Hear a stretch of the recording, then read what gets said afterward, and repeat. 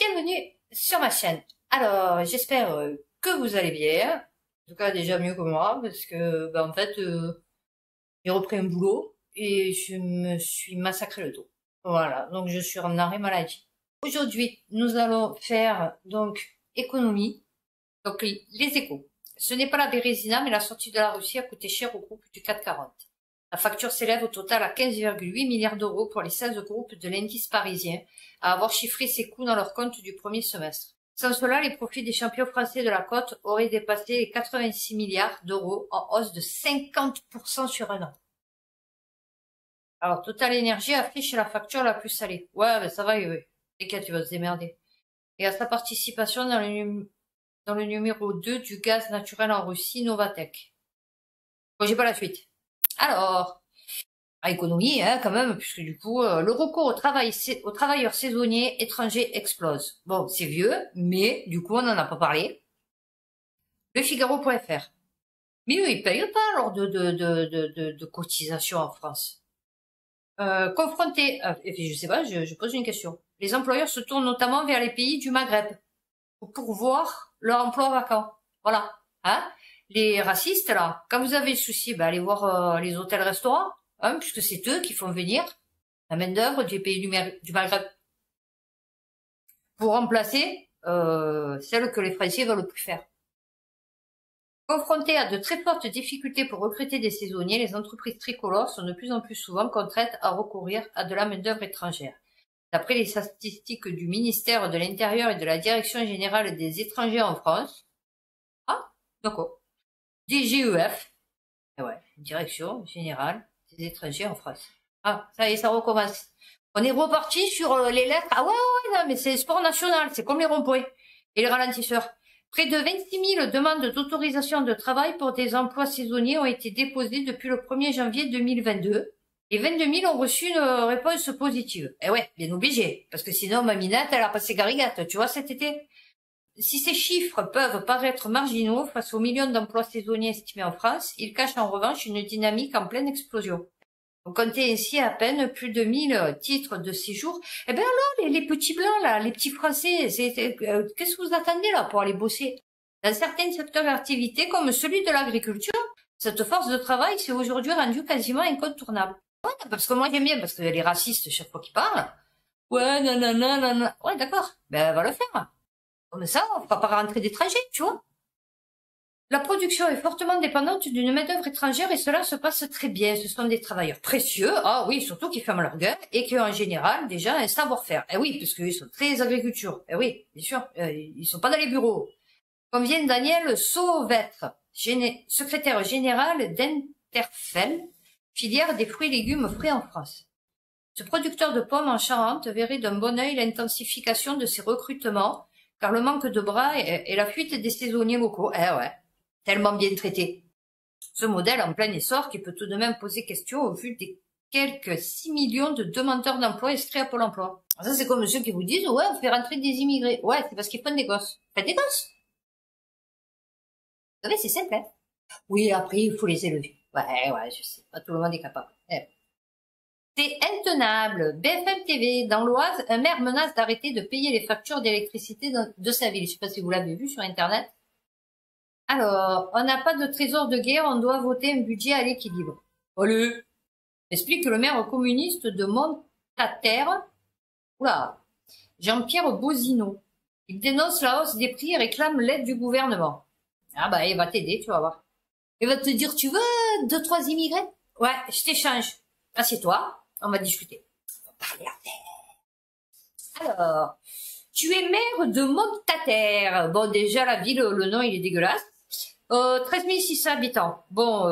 Je vais pas te faire la remarque que ton village est inexistant pour moi. Donc, tu as menacé d'arrêter de payer l'électricité. Donc, moi, ce que je peux te proposer, je te réduis ta facture de 50%. Mais par contre, j'ai 30 tantes à Paris avec donc femme et enfants, voilà. Et je sais pas quoi en faire. Donc, est-ce que tu te sentirais?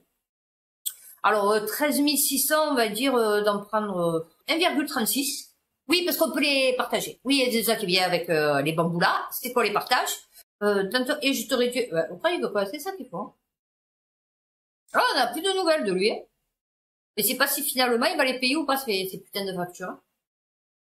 Alors, économie. Ah ouais, et ça. La Provence. Bon, je vais pas avoir le truc entier, sûrement. Nous ne sommes pas arrivés à construire un dispositif de chèque alimentaire, explique Bruno Le Maire. Et c'est normal que tu n'arrives pas à construire un projet, en fait, puisque tu es là pour détruire. D'accord? Tu es l'antimatière, en fait, de la France. Tu as vu, toi, Macron, et tous ceux qui sont pour ça, d'ailleurs, pour ces conneries, là. Alors, le chèque alimentaire annoncé au début de l'été n'a finalement pas vu le jour. Nous ne sommes pas arrivés à construire un dispositif qui soit opérationnel, ouais, non, ouais, efficace et rapide. Ouais, nous, on n'a plus des culs de jatte.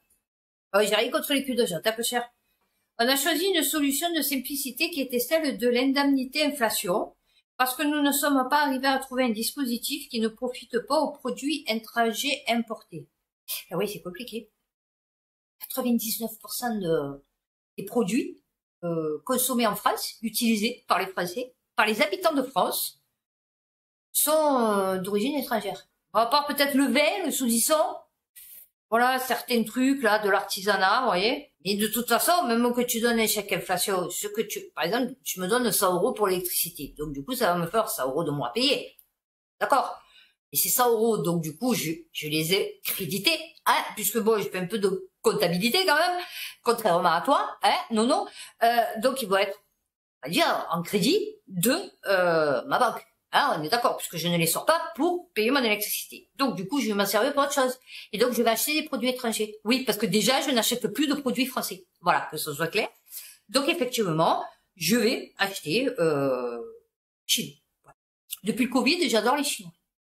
Donc, pour vous dire comme quoi, c'est encore de la grosse merde qui nous a sorti. Alors, l'école, magnifique, le monde, l'école au défi de la grande pauvreté. Oui, parce qu'avant, il y avait la petite. Il y a eu la moyenne. Et maintenant, on arrive dans la grande. Alors, je n'avais jamais vu des lycéens mettre de côté de la nourriture pour les copains. Il y a celle qui a commandé un lit pour une élève sur le Bon Coin. Il y a les habitués de la paire de baskets achetées en urgence sur les fonds sociaux de l'établissement. Il y a ceux qui savent détecter l'enfant qui ne sait pas laver, n'a pas mangé, n'a pas dormi. Ouais, il y en a beaucoup. Après une rentrée placée sous le signe de l'inflation et de la crise énergétique, les enseignants et les personnels de l'éducation habitués à accompagner les familles les plus démunies s'inquiètent. Seront-elles plus nombreuses à avoir besoin d'aide cet hiver? Non. Plein emploi. L'autre, là, je sais pas comment il s'appelle, là. Il a dit, ministre du chômage, il a dit plein emploi. Ah ouais. Le MEDEF, il a dit, non, là on est en plein emploi, donc du coup, non. Il n'y a pas de pauvres. Partout, la précarité quotidienne, la crainte d'une année violente se fait sentir. Oh. Oui, violente entre les Français, ouais, mais pas violente envers le gouvernement. Non, les Français préfèrent mieux se taper sur la gueule. Ah ouais, je sais pas pourquoi. Tu vois, ils ont la haine. Au lieu de se mettre en groupe et de dire, bon, on va les choper, je sais pas, le maire, je ne sais rien, enfin, les choper, dans le sens, parler, hein, je veux dire, bon, voilà, exprimer ton ressentiment, tu vois, voilà. Non, ils préfèrent mieux se taper sur la gueule. C'est rigolo. Enfin, c'est rigolo, je sais pas si c'est rigolo, mais en tout cas, c'est un fait de société nouveau. Maintenant, tu te tapes sur la gueule pour te venger de toute la merde qu'on t'a fait subir, qu'on t'a humilié, pendant 2 ans. Ah ouais. Ça t'a bien pris pour les corps, avec le piou-piou. Vous avez eu Péron. Ouais, j'ai péné, ouais. En France, un investissement historique de 16 milliards d'euros dans la filière électronique. Ah oui, il paraît qu'ils ont trouvé qu'ils vont exploiter, je cherche le terme, une mine de lithium en France. La plus grande de je sais pas quoi. C'est peut-être pour ça. Alors, non, parce qu'attendez, il faut voir si c'est un effet d'annonce. Parce que lui, il est plein de 16 milliards, mais en augmentant de 90% sa production de composants électroniques, l'État français souhaite réduire sa dépendance aux puces asiatiques. Alors, ma chaîne aussi a des puces, mais elles sont marseillaises. Le président français Emmanuel Macron, accompagné du président de Global Foundries, Thomas Caulfield. Gauche pose avec une plaquette de silicium. Putain, il devait être content. Oh, du silicium. Oh, putain, putain, m'a mis Rocard de ce que j'ai entre les mains. Il devait croire que c'était un truc en or, vous savez? Parce que c'est doré, vous voyez? Donc il devait se dire, oh putain, j'ai eu la médaille. Oh, j'ai la médaille du meilleur président de tous les temps. Eh ouais, non. Alors, son plan électronique 2030. Ah ouais, d'accord. Putain, je serai presque à l'âge de la retraite. Alors, ce n'est plus le quoi qu'il en coûte, mais le chef de l'État y met les moyens. Plus de 10 milliards d'euros seront injectés dans notre industrie.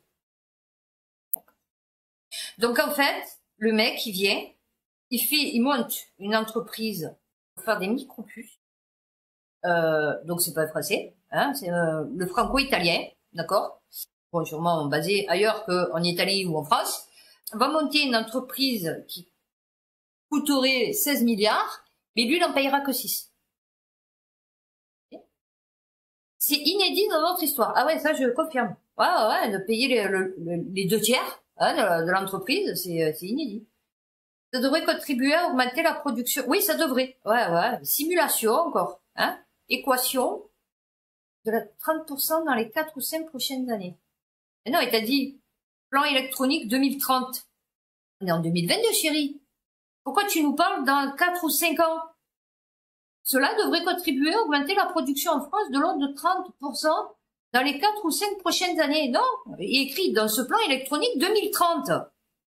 Donc, c'est pas dans 5 ans, chérie. Vous voyez, il dit des trucs, il sait même pas ce qu'il dit, le mec. Le mec, on lui dit, ouais, ça sera bon, peut-être, dans 10 ans. Et le mec, ouais, dans 3-5 ans, c'est bon, on aura augmenté notre production de... Non, je te dis 10 ans, chérie. Allô? Houston, on a un problème. D'autant que les besoins de recrutement de la filière électronique s'élèveront dans l'Hexagone à 18 000 emplois. 10 millions de chômeurs. Oui, il y a fait 10 millions de personnes qui ne travaillent pas, qui ne sont pas salariées dans une entreprise. Hein, d'accord Rien que dans le secteur des composants, 5 000 emplois seront à pourvoir. En augmentant de 90% sa production de composants électroniques, la France veut ainsi être moins dépendante des puces asiatiques. Ah oui, oh putain, ben alors... On est bien parti là. On va structurer les chaînes de valeur dans notre pays autour de 15 chefs de file industriels avec 150 partenaires tricolores, start-up, PME. Ah ouais, d'accord. Les chercheurs, commissariat à l'énergie atomique et énergie alternative, CNRS, a énuméré Emmanuel. Ouais, il vient du futur, lui. Quelques 5 milliards d'euros issus du... Qui c'est qui va? Non, mais d'accord, on va être producteur de... Très bien, on va faire 5 000 emplois. Magnifique. Là, on est sur plein d'emplois, mais à fond les ballons. Bon. Mais, qui c'est qui va aller pouvoir ces 5 000 emplois, en fait? Pas que ce sera tout électronique, je pense que ce sera tout avec des robots et tout. La veille de son intervention. Donc, la veille de là où il était avec Macron et que Macron, il a dit de la merde. ST Microelectronics annonçait un partenariat avec l'Americano-Emirati Global Foundries, dont l'actionnaire principal est le fonds souverain Mubadala Investment des Émirats Arabes Unis. D'accord. Ah, en fait, c'est encore les Émirats Arabes Unis. Ah, bah écoutez, c'est bien, hein. Ouais, il va filer 10 milliards. Donc, il va filer 10 milliards aux Émirats Arabes Unis. Ouais, écoutez, putain, on est généreux. Ils ont un cœur, c'est français. Oh, il va exploser. C'est pas possible d'avoir un cœur aussi gros que ça. Ils donnent tout. Leurs enfants, leur futur, leur retraite, leur passé, leur... Oh, on dégage tout. Ah, c'est bien, c'est bien. Alors, budget 2023, les syndicats et le patronat jugent inacceptable de faire payer Action Logement. J'ai dit, putain, mais c'est quoi cette histoire? C'est quoi ça, Action Logement? Vous voyez, c'est des fois, ils vous pondent des articles, mais en fait, vous savez pas de quoi ils parlent. France Info.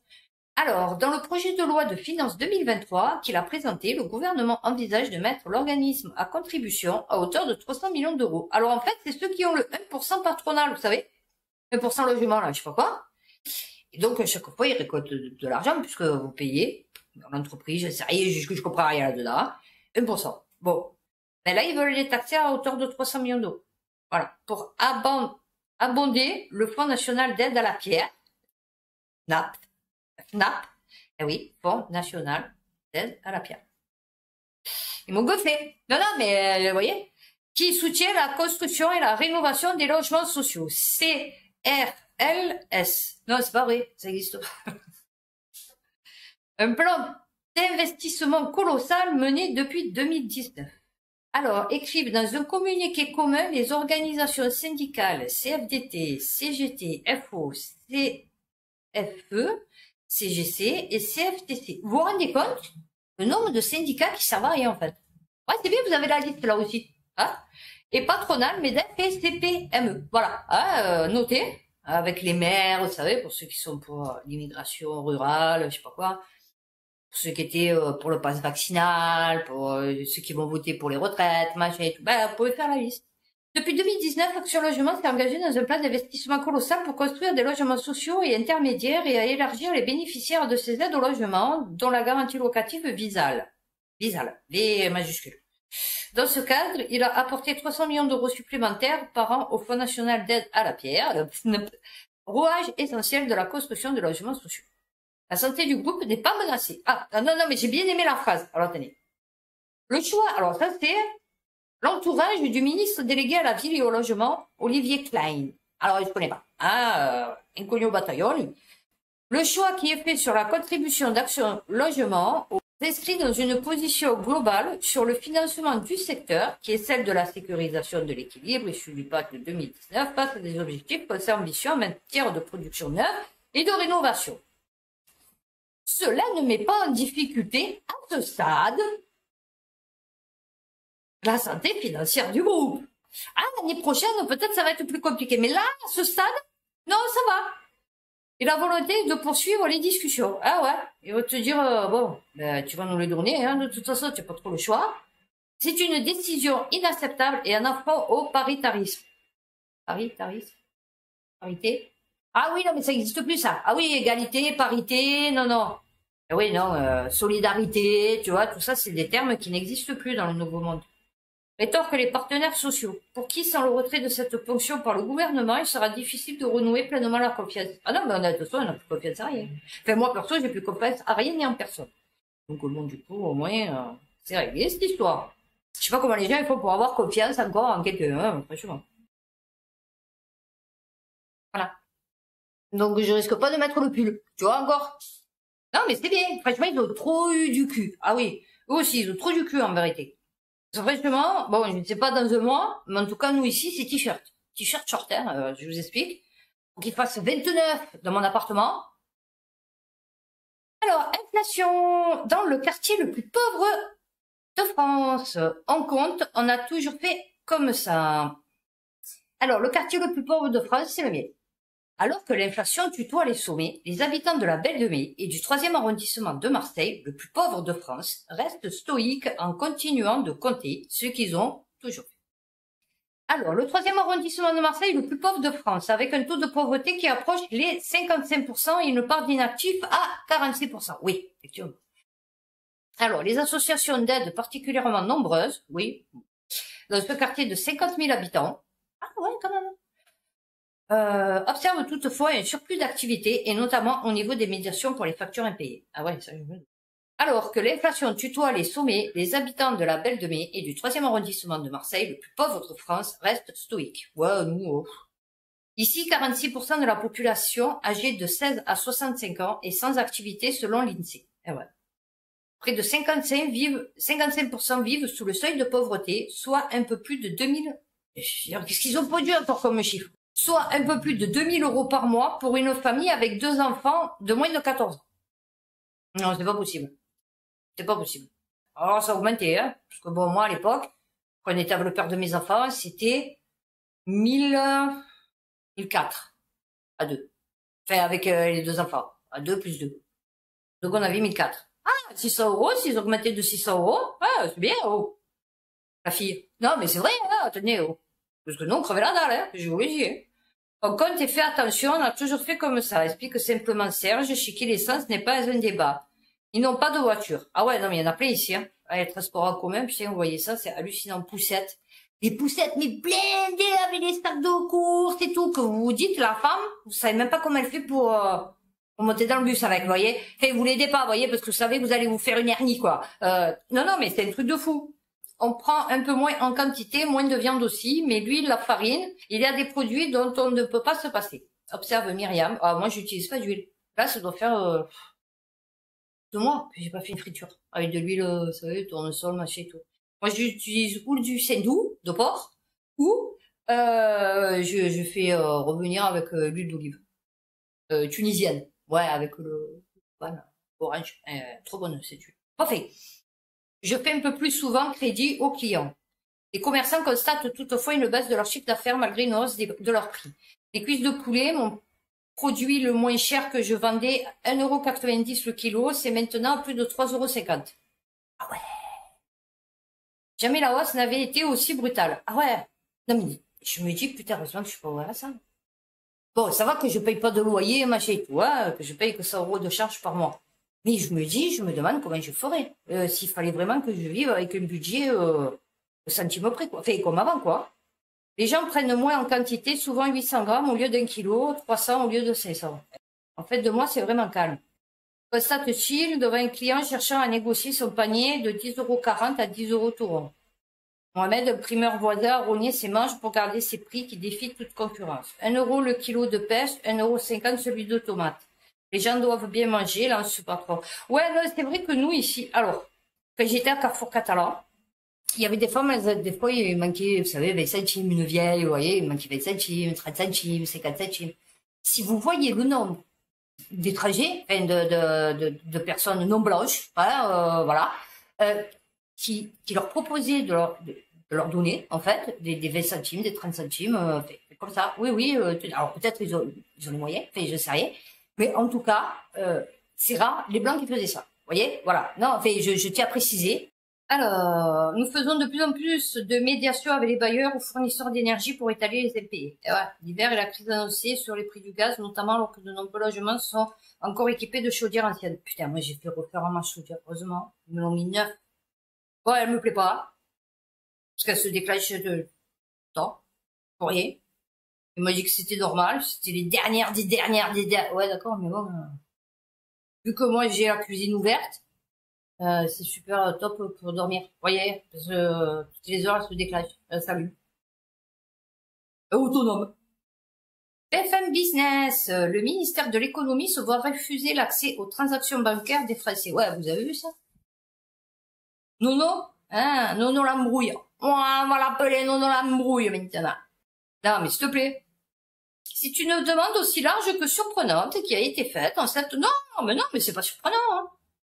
Ceux qui n'ont pas compris que ils comptaient nous placer sous haute surveillance, je veux dire, vous voyez.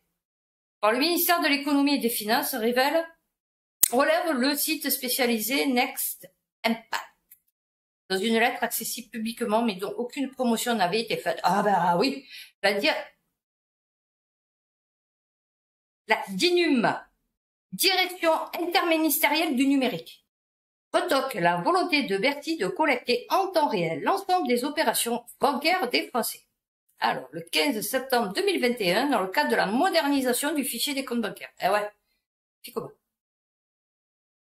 Créé en 71, il liste les noms associés à tous les comptes bancaires hébergés par des banques françaises, mais également, depuis 2020, les noms associés au coffre-fort. Ah, non l'embrouille. Ce fichier accessible à l'administration fiscale, à la sécurité sociale ou encore à la justice vise notamment à lutter contre la fraude, oui, et l'ensemble des activités légales. Alors, une telle évolution constituerait un changement aussi massif que périlleux. Nadi Bou. Anna. Ça fait dessin animé. Nadi Bou. Anna. Hein? Ouais. Alors, à la tête de la direction, a émis un avis défavorable. Ouf. Alors lui, par contre, petite feuille, du coup, pour ceux qui rebellent encore un peu, hein, c'est-à-dire qui disent non, on va pas, non, ça va pas passer en fait, ou non, je suis pas d'accord pour le piou-piou, le pass, le machin, bon, donc petite liste parce que du coup il y en a pas beaucoup, et donc vous pouvez mettre Nadi Bou Anna, voilà. Alors à la tête de la direction a émis un avis défavorable, retoquant l'idée en mentionnant des finalités trop floues. Le cas d'usage de ces soldes et de ces opérations ne sont pas détaillés, leur conformité avec le cadre juridique actuel ne me paraissent pas suffisamment solides. Ouais, en fait, le mec, il a balancé ça, il s'est dit, ouais, ça passe, hein, et c'est pas passé. Voilà. D'autres arguments défavorables sont avancés, à commencer par l'inexistence de tout débat parlementaire. Ah non, mais ils en ont plus rien à foutre.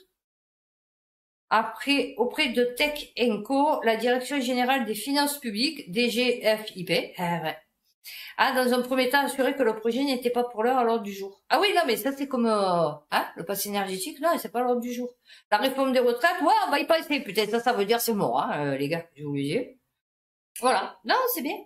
Les téléspectateurs de 7 à 8 choqués par le salaire de 1600 € net de ce serveur qui travaille 41 heures par semaine dans un restaurant qui pratique des petits prix et fait plus 15 000. Et fait plus de 15 000 € de chiffre d'affaires par jour. Ouais, mais on va vous dire les charges. Et puis bon, comme j'ai acheté une petite ferme rénovée dans le Cantal, j'ai pas assez pour les 15 000 € de chiffre d'affaires, partent à la nôtre. Eh ouais. Brasserie à petit prix était au menu de 7 à 8. Ah, brasserie à petit prix. D'accord. Afin de découvrir les recettes du succès de ces nouveaux restaurants tendance. Ben, c'est simple, hein, ils payent très mal leurs employés. Ah oui. Quotidien, restaurant, alors, des restaurants bouillons. Par bouillon, entendez ces brasseries qui pratiquent des petits prix sur des produits classiques comme l'œuf mayonnaise, petit salé aux lentilles, tête de veau. Oh, ben ça, il y en a en France. Poireaux, vinaigrette. Les grands classiques de la cuisine française servis dans des ambiances cantines. Ouais, les gens, ils aiment bien ce qui est dégueulasse, en fait. Les gens font la queue pour déjeuner et dîner dans ces brasseries très bien décorées et surtout pour manger un repas pas cher. Il faut ici compter entre 15 et 25 € par personne pour se sustenter. Oh! Nous nous sustentons. Dessert et vin compris. Alors, doivent faire en sorte, alors, les patrons de ces restaurants doivent faire en sorte que les prix restent compétitifs. Ce qui implique des salaires pas forcément très élevés. Non, mais je vous explique, les gars. À un moment donné, patron, responsable d'enseigne, si vous payez mal vos employés, si vous les faites travailler dans des conditions dégueulasses, c'est-à-dire là, par exemple, là où je suis allée travailler, le fauteuil, il était dégueulasse, c'est ça qui m'a pété le dos, en 4 jours. Hein, alors que j'ai travaillé pendant 3 mois, j'ai pas eu de problème. Donc là, vous voyez, je suis en train de souffrir la race maudite parce que vous avez voulu économiser peut-être 450 € un fauteuil, hein, voilà, d'accord, alors que vous êtes un hypermarché, hein, donc je dirais où après, enfin, dans mes prochaines vidéos. Donc, si vous voulez que vos employés restent, qu'elles fassent du bon travail, parce que là, du coup, j'avais tellement mal au dos pendant ces 4 jours que j'ai pas pu bien faire mon boulot, vous voyez, parce que du coup, j'avais mal. Et que je me suis retrouvée limite aux urgences, hein. Tout ça pour économiser 450 €. Donc après, il faut pas s'étonner pourquoi on dit, ah putain, il y a pénurie du personnel, les gens, ils veulent pas faire caissier. Ben, tu peux faire caissier, mais dans de bonnes conditions, tu vois. Moi, tu me donnes un bon fauteuil, ou tu peux le régler, tu vois, hop, qui prend la forme de ton dos. On va être heureux de venir travailler chez toi. Parce que le soir, quand on va avoir terminé, on va pas avoir mal au dos, tu vois. Voilà. Mais non, ils feront mieux mettre des fauteuils dégueulasses. Donc du coup là je devais travailler, ben je peux pas travailler. Eux ils se retrouvent dans la merde parce qu'ils m'avaient prévu parce que je refais novembre alors que ben je vais pas pouvoir aller travailler. Donc du coup eux ils se retrouvent dans la merde. Tu vois, c'est con hein. Ah ouais, tout ça pour économiser 500 € quoi. Alors Zizine 974-64, 41 heures, des horaires décalés, jours fériés, week-end travaillé, pas de vie de famille ou sociale, clients souvent CC. Toujours debout, 1600 €. Oh mon Dieu! Ah oui, non, il y a l'emoji. C'est ça, c'est pour ça que j'ai quitté le métier après des années. Une des raisons, car il y en a tellement d'autres aussi. Ah ouais, je vous ai dit. Pour des esclaves. Voilà. Ah ouais, ils sont choqués. Ah ouais, ça c'est comme quand j'ai disais, ouais, je suis payé 8,80 € de l'heure. C'est-à-dire, tu travailles 5 heures, tu as touché 40 €. Voilà. Tendinite, crualgie, tout ça pour 8,80 € de l'heure. C'est magnifique, la vie. Le monde, Camailleux, c'est mort ce soir. Eh ouais. Déstockage, larmes et incompréhension. Comment incompréhension? Ça fait 6 mois que j'ai lu l'article comme quoi vous alliez fermer. Comment incompréhension? Ces 2600 salariés seront licenciés. Oula! On va avoir du travail. Oh putain, on va avoir plein d'offres. Ben oui, parce que Geoffroy Roux de Bézieux, il a dit que... Ouais, c'est ça, c'est lui. Il a dit qu'au plus il y avait des chômeurs, Ou plus il allait avoir du travail. Donc, 2600 salariés seront licenciés, 2600 embauches futures. C'est pas merveilleux, ça? Au lendemain prononcé de la liquidation judiciaire de Camailleux, le responsable adjoint du magasin d'Orly, Valdemar, reçoit des fleurs et des chocolats que lui apportent ses clients. Ses clientes. Alors, beaucoup sont là pour saluer les vendeuses. Ah oui, bah oui, une fois qu'elles sont au chômage, c'est sûr. Alors, quitte à choisir des vêtements d'été, t-shirt bariolés, sandales vertes ou robes, et à regretter qu'il n'y ait pas moins 50% sur les bijoux. Ah ouais, ils sont tristes, mais bon, ils regrettent qu'il n'y ait pas 50% sur les bijoux. Ah ouais. Ah, le français perd pas le nord, hein. Ah oui, oui, oui. Oula.